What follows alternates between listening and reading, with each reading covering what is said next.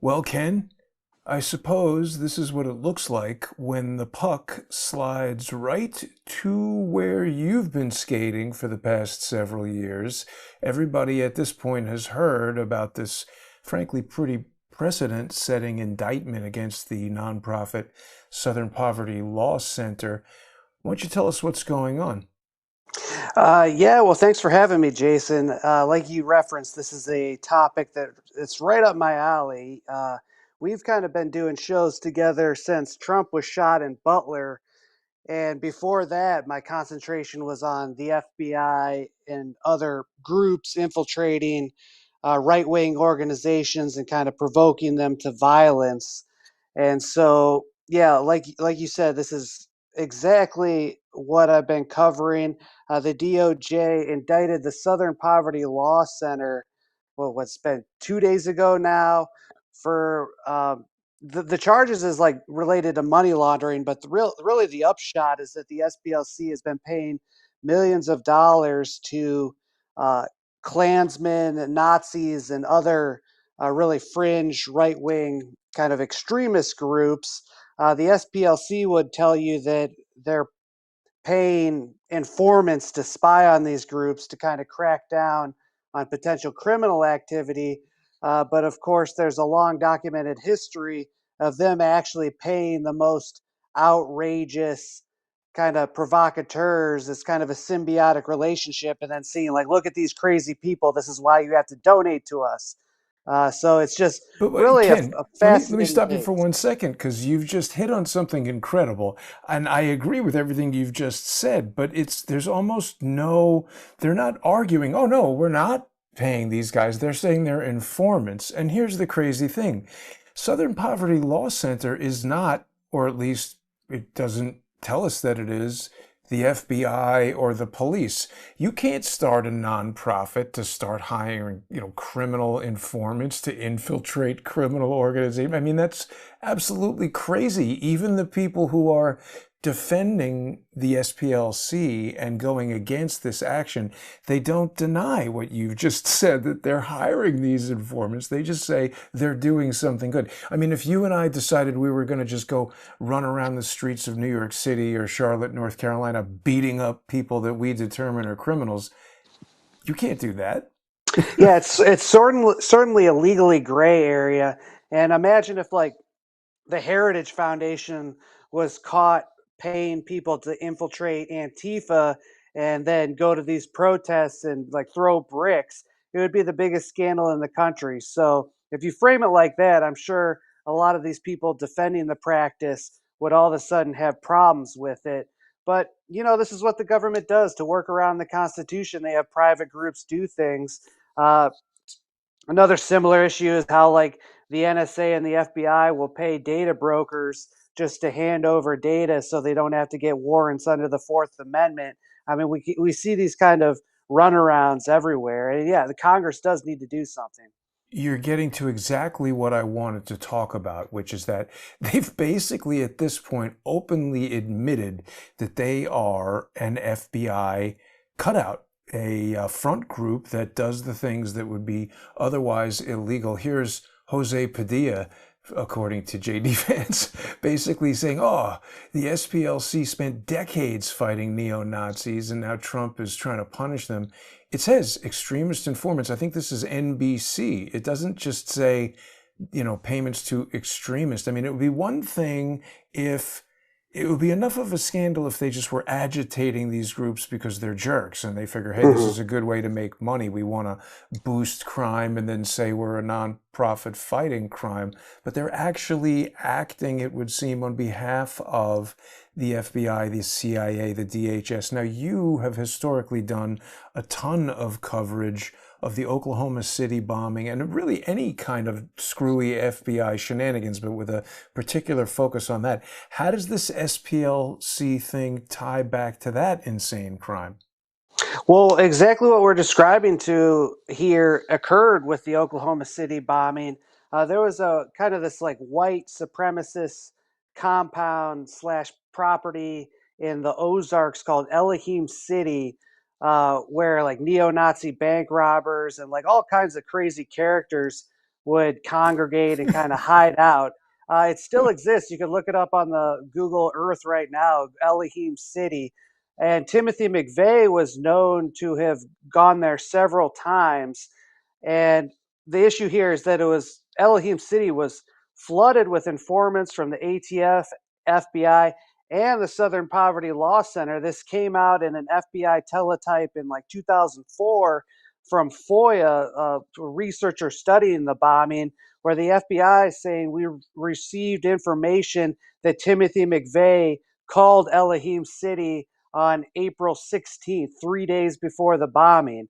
And it raises grave questions about obviously government foreknowledge, but also, what was the SPLC doing there?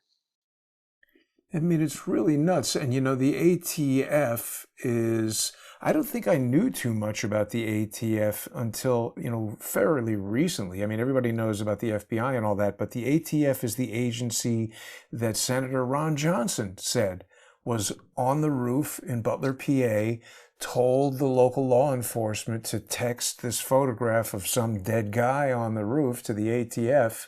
I got that ATF agent's cell phone number from an unredacted police report from the same local law enforcement group that sent the photo when I called the guy up and asked him, why did you retouch a photo of Maxwell Yerrick dead on the roof? He was like, who gave you this number? It's like very crazy what these agencies are up to. And here we have finally, and I know you have a lot to say about this as well, we've got Kashyap Patel, the most competent FBI director, at least in the past 6 months, who is going to be, I mean, look, you and I have really kind of been critics of Kash Patel and the FBI in general, and I remain very skeptical, but this does seem like a good thing that they're doing. What do you think is going to happen, Ken? Is Kash up to the task of actually taking this thing to the end zone, or does he run it out of bounds at the 5-yard line?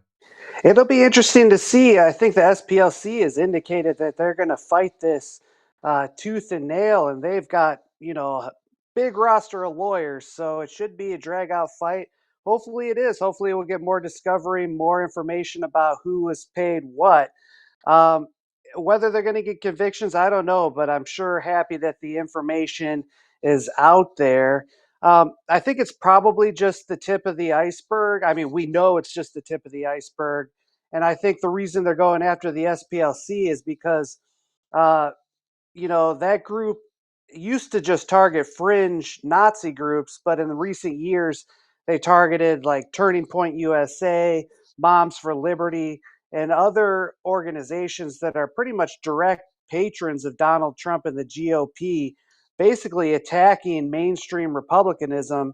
So I think that's probably why we're seeing this case, not because it's about the corruption, but just because it's a direct political adversary. But nevertheless, it's still good. Like, I do applaud the DOJ for bringing this case. Yeah, I think I'm with you 100% in that regard. It's a confusing thing because if I really, had to answer, I would say I just don't see this. I hope I'm wrong, but I don't see this actually, doing anything to the SPLC. I feel like it's going to be a big news item. Cash will go on Joe Rogan and all these other places that he likes to go. He'll have a few beers in the locker room. And then, as you said, they have a ton of lawyers. Now, let me ask you this, because I know you know a lot more about the SPLC than I do. What about it?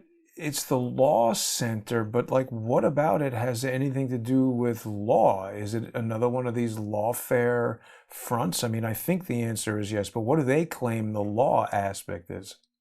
It started in the 70s to sue groups like the KKK and try to drive them into bankruptcy.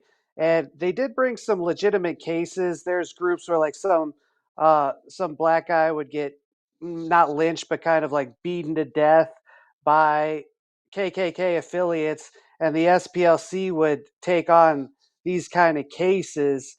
And so it started out as arguably a very worthy cause, but over the decades, it's just gotten corrupted to the point where it's arguing that, again, like Moms for Liberty, some kind of extremist groups, it's really jumped the shark. And it really started doing that in the 90s, but the last few years has been especially egregious. Pinky Tuscadero took over the SPLC. The you know what? I again, I don't know much about it, but I was looking at Gavin McGinnis has a lawsuit against the SPLC, and he did a documentary where he said that he used to think exactly what you said, that it started out as a legitimate thing, but as he looked into it more, he discovered that even from the outset, that it started right around the time or shortly after Martin Luther King was assassinated, so maybe the early 70s, late 60s, early 70s, and that people thought that it was a worthwhile thing, but in fact the family of this particular guy, who, forgive me for not remembering his name, but it was a black guy who had been lynched and killed and brutally murdered, that they won the lawsuit and made a lot of hay out of winning the lawsuit, saying, give us money and we're going to bring these lawsuits to serve social justice and all that. But actually, the family, the KKK didn't have any money. So when they lost the lawsuit, the family got like a $50,000 broken down warehouse, and the SPLC went on to raise millions and millions of dollars on this. And what we find out now is they have a basically financial war chest of like pretty close to $1 billion. It's a little bit insane. And, the thing that concerns me, I think you've hit it on the head, Ken. I think although this is a worthwhile thing to do, I mean, look at this: gross receipts for 2024, almost 200 million. And I mean, the thing has like assets of, look at this, Ken, 786 million. So it's almost as much as Headline USA has in the bank. Right? Yeah, and what could they possibly be doing with that money? Because it's not. Ooh. It seems like an irrelevant organization now. I mean, say what you will about its tactics and the ethics of all this, but it used to be a really interesting kind of magazine to read in the 90s. It would follow all these Aryan prison groups. You could read it. You could find out about this Nazi that was sent to prison. What is he doing in jail? Like, it was really good intelligence from a journalistic point of view. And now it's like, oh, Sam Harris is an extremist because he talks bad about Muslims. It's just like the quality of the product has gone down despite their budget ballooning. But see, what that causes me to question is, couldn't that also be describing the epitome of a limited hangout? The thing establishes itself as some form of credible journalism or commentary or whatever it is. You say here it's a source for information. That gives them the opportunity to gain your trust, other people's trust, and then, slip in whatever kind of nonsense they want to slip in. And I mean, as you've said, they gain a reputation for fighting extremists, and then they just decide whoever is the extremist. It's the same sort of approach that things like this Disinformation Governance Board has taken. They just get to decide who is the enemy, and then, dole out whatever punishment goes to that enemy. And the bigger thing that this has me wondering is, are we looking at, Ken, a template for how a lot of these things work? The Brookings Institution, the Lawfare Institute. I mean, there's like thousands, if not dozens of thousands or hundreds of thousands of nonprofits in the United States. You and I, everybody, most everybody, I hope, just paid their taxes. We're busting our chops over here to try to save up enough money. It seems like April rolls around and there it all goes. These guys are stockpiling almost $1 billion. Yeah, it's a good grift if you could get it. I don't know if this was intentional by design to pull the rug on people, or if it's just run of the mill institutional corruption and degradation. They used to hire like legitimate investigators with law enforcement background, and now it's just like a bunch of purple hair sitting in an office. I think it might be as simple as that.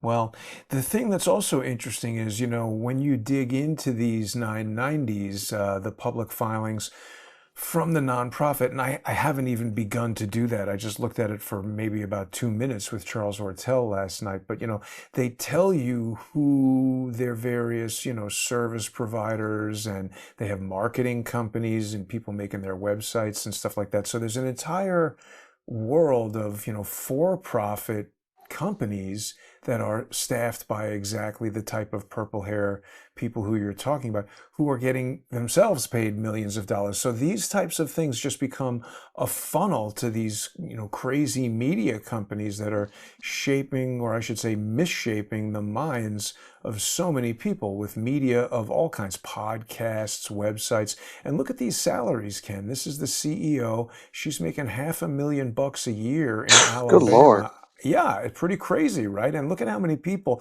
I think they have something like $40 million in staff salary. That's why these guys are clocking in. You got to get to the office and be there by 9:30 because you don't want to miss lunch. Yeah, I saw in the indictment one guy, I think with the National Alliance, was paid $1 million over a 10-year span, which is a six-figure salary. And the interesting thing about that is the National Alliance was involved in like an assassination plot against the SPLC founder Dees in the 80s. The founder of the National Alliance is a guy named William Pierce. He wrote the Turner Diaries, which is this book about these Nazis who conduct a right wing insurgency and bomb a federal building. It was known to have been one of Timothy McVeigh's favorite books. And so, like, this is a real deal Nazi organization that now we find is being heavily funded by the SPLC. I can't imagine that that group is getting as much in private donations from their members as it is from the SPLC. Wow. And so is the National Alliance also a nonprofit? What the hell is that? Nazi No, organization? it's actually I was reading a little bit about it a couple days ago, and they tried to get that status, and they were denied by the IRS. So it's not a nonprofit, but it's one of the oldest uh, and biggest Nazi organizations in America, and it did receive money from Nazi bank robbers, and for some reason the DOJ never prosecuted them for receiving proceeds of crimes, which raises all kinds of questions. Some reason. Yeah, who could imagine what that might Yeah. be? But I mean, let's dig into this for a second because the SPLC, so now they've been indicted for paying this thing, but yet here is SPLC.org reporting on them as a designated hate group. So, see, this starts to paint the picture of what I've been so interested in, this concept of social engineering. And, there's a lot of a lot of individuals and groups who I think fit this template, where here we've got ostensibly the SPLC at odds with the National Alliance, but they're actually paying them.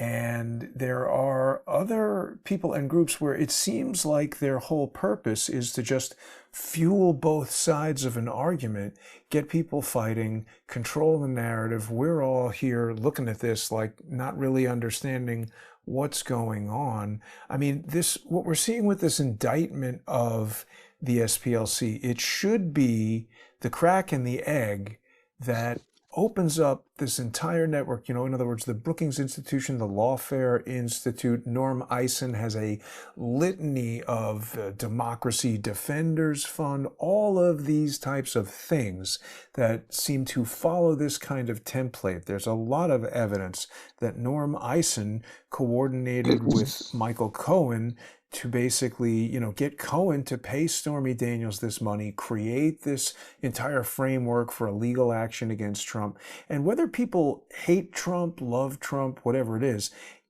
I don't know if people can get past this, Ken, but people should be very concerned that their tax dollars are subsidizing these nonprofit things that basically create schemes to get people into court and jammed up for crimes, whether it's January 6th, the Stormy Daniels thing. What do we know about the SPLC and any potential links to January 6th?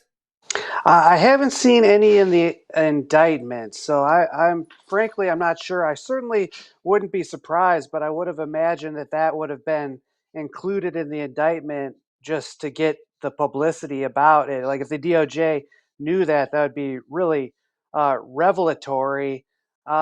Maybe there's nothing there because the SPLC mostly focuses on Nazi groups that were like at Charlottesville. And by January 6th, there actually weren't many Nazis there. Like the Patriot Front, for example, was not at January 6th. So that's one possibility of why we haven't seen that yet. It's a good question. I'll be sure. Hopefully, the case will develop and we'll find out. Well, and certainly when you're talking about an organization with $250 million a year running through it and a $700 million war chest, there's going to be, money that they give to subgroups. And like we said, we see there's contractors for websites and email marketing and all that kind of stuff. It's not difficult to imagine a hidden framework in there where, SPLC could pay a law firm that hires a private investigation firm, that hires a research firm, that hires five guys to dress up as whatever and go to a protest and do something. You'd never be able to easily trace that back to the original source. But the point is, there's so much money coming into these things. It's really staggering and eye-opening. We've got just a few more minutes here, Ken, before we're going to continue this conversation on our sponsor exclusive segment. People can sponsor you on Substack by going to substack.com/at Ken Silva. People who sponsor Ken on Substack are going to get a copy of his book. Tell everybody about that offer, Ken. It's a great way for people to get the book when it comes out. Yeah, I'm writing a book about the Trump assassination plots. Actually, the book's already finished. It's just in the final editing stages. And if you want to become a sponsored contributor or subscriber to my Substack, I'd be happy to send you a signed copy as as a thanks. And yeah, like I said, hopefully the book will be out soon. Absolutely. And people can do that on substack.com/at Ken Silva. You're also going to be able to watch the sponsor exclusive follow up to this on crowdsourcethetruth.substack.com or subscribestar.com or patreon.com/crowdsourcethetruth. People can also follow Ken on X at JD Cashless. We've got a lot more to discuss, Ken. There's loads of headlines in headlineusa.com where you are the editor. We're going to talk about the Capitol Police officer and her lawsuit against Steve Baker, this pipe bombing thing, Secret Service agent making porn videos. Really unbelievable stuff. I don't know where these people find the time. Corey Mills is certainly in a lot of trouble here. FBI Director Kashyap Patel has got a lawsuit against the Atlantic. I definitely want to hear your stories about that. So much going on in the news. Just in the last minute here, give us a quick overview of what you think we should be talking about.